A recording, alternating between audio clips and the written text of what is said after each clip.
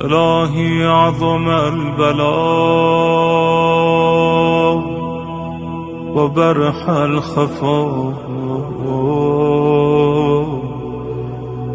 وانكشف الغطاء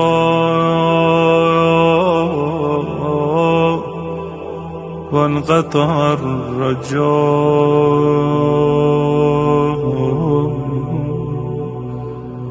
أضاقت الأرض ومنعت السماء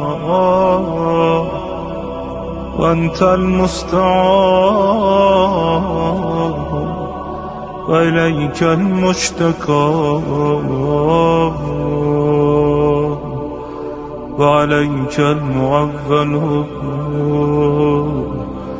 في الشدة والرخاء.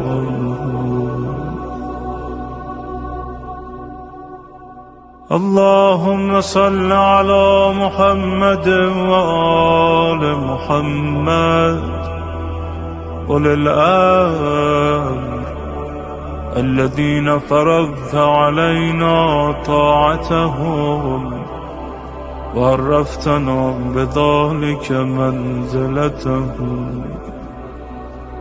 ففرج عنا بحقهم فرجا عاجلا قريبا كلمح البصر أو هو أقرب. يا محمد يا علي